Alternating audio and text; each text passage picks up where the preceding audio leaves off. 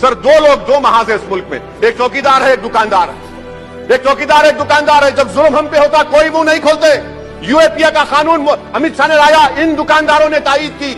आज उस यूएपीए का कानून में 83 साल का बुढ़ा सिपर खत्म करो, सिपर नहीं होने से मर गया। आखिर कब तक दुकानदार और चौकीदार हमारी लाशों पर सियासत, कब तक सियासत करेंगे?